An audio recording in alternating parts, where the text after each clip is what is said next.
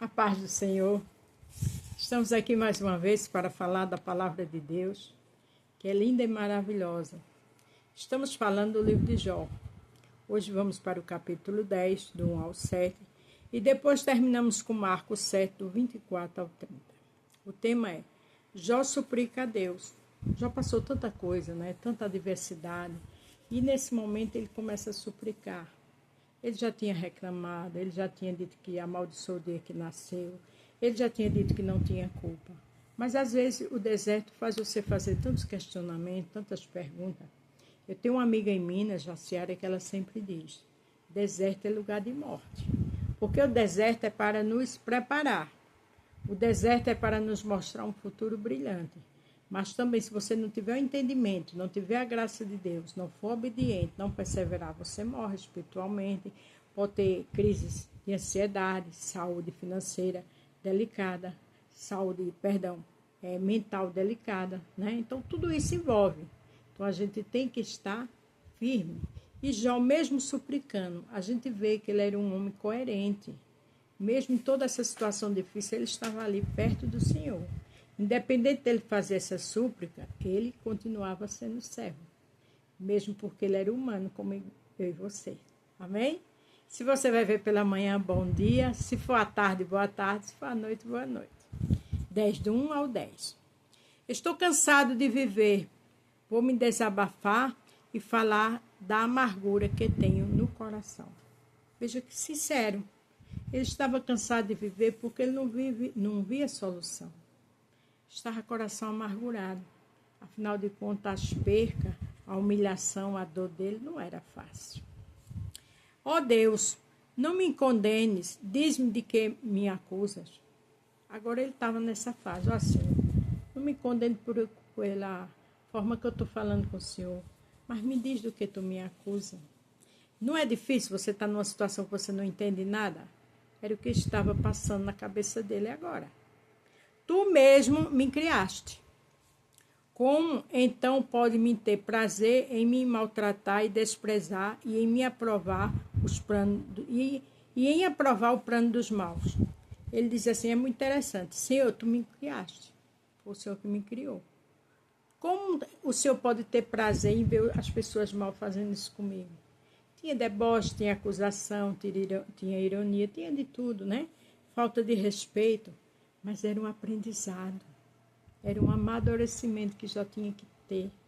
E a gente só amadurece na dor. A gente só amadurece com situações difíceis, com decepções. Isso é mais do que fato, Por acaso tem olhos como nós?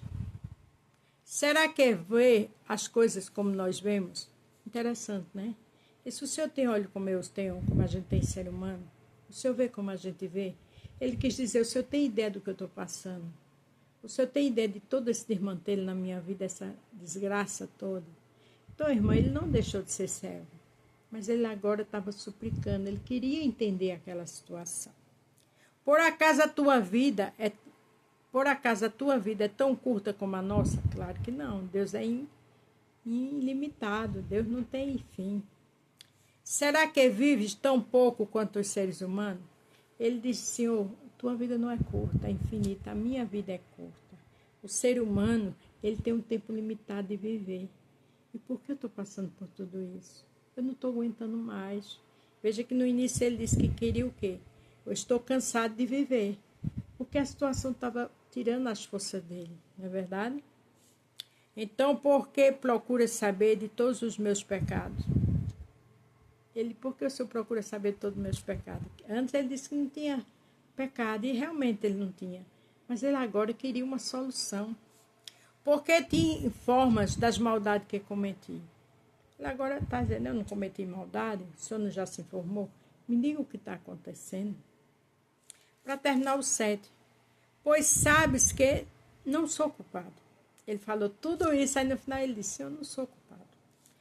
E que ninguém pode me salvar das tuas mãos. Interessante, Ele disse, eu não sou culpado, mas ninguém pode me salvar das tuas mãos, porque tu és o soberano, tu podes todas as coisas. Então, a súplica dele foi com verdade. A súplica dele foi de alguém que estava cansado, a ponto que agora não queria mais viver, porque é normal você passar por tudo que Jó passou e agir como ele agiu. Hoje, por tão pouco, as pessoas entram em depressão, em ansiedade, não é verdade? Mas Jó estava ali firme, porque a graça de Deus estava com ele. E quando a graça de Deus está conosco, a nossa vida pode até balançar, mas não cair. Amém? Agora a gente vai ver aqui, em Marcos 7, do 24 ao 30, uma mulher que suplicou com prudência, com sabedoria. Jesus saiu dali e foi para a região que fica perto da cidade de Tiro. Ele entrou numa casa e não queria que soubesse que estava ali, mas não pôde se esconder. Era impossível Jesus se esconder. Um artista, ele sai do avião, daqui a pouco ele não tem mais privacidade, né? Porque as pessoas invadem. Imagina Jesus. Certa mulher que tinha uma filha que estava dominada por um espírito mau, ouviu falar a respeito de Jesus. Ela veio e se ajoelhou aos pés dele. O espírito mau estava na sua filha. Ela ouviu falar de Jesus. Quando ela chegou, ela faz o quê? Se ajoelha. A primeira súplica dela foi se humilhar. A primeira súplica dela foi dizer: eu preciso de um socorro. A primeira súplica dela foi entender que estava diante do grande e do todo-poderoso. Era estrangeira, a nacionalidade sírio-fenícia, e pediu que Jesus expulsasse da filha o demônio. Veja que ela era estrangeira, ela não era judia, mas isso não empatou dela ir lá pedir socorro. Ela sabia que esse espírito maligno, médico nenhum da terra tiraria a não ser ele. Então, independente da sua nacionalidade, Jesus te socorre. Seja qual for a sua situação, o Senhor está pronto para te ajudar. Mas Jesus lhe disse, veja que resposta dura: Deus, deixe que os filhos comam primeiro. Não está certo tirar o pão dos filhos e jogá-lo para os cachorros. Ele disse: olha, o meu povo come primeiro. O meu povo recebe milagre primeiro.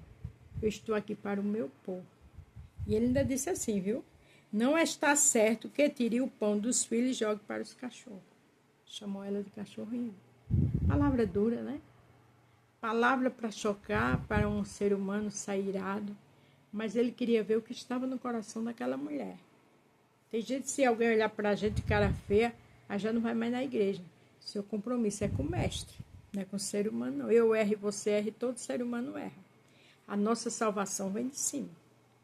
Mas o Senhor respondeu à mulher: até mesmo os cachorrinhos, veja o que a mulher, mas ó Senhor, a mulher diz, respondeu a mulher: até mesmo os cachorrinhos que ficam debaixo da mesa comem as migalhas de pão que as crianças deixam cair.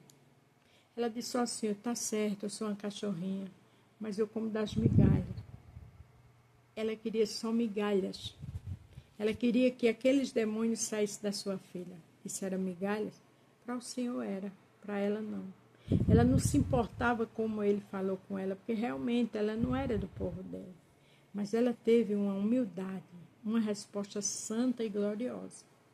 Jesus disse: por causa dessa resposta, você pode voltar para casa, o demônio já saiu da sua filha. Ele viu humildade, ele viu perseverança naquela mulher. Ele não quer servos e servas que ficam desafiando, sabe, emburrados. Não, ela não era judia, mas ela nos dá uma lição de uma pessoa sábia, prudente, e chegou ali suplicando por socorro. Quando a mulher voltou para casa, encontrou a criança deitada na cama. De fato, o demônio tinha saído dela. De fato, o demônio tinha saído dela. A súplica dela, quando ela se ajoelhou, o Senhor já mostrou que ela estava ali por uma grande necessidade. Ela mostra a mim e a você que tem que perseverar, independente do desafio, independente do impossível, independente das dores, das mentiras, de tudo. Porque às vezes as pessoas fazem coisas que nos machucam, mas aqui foi o próprio Jesus que chamou ela por cachorrinho.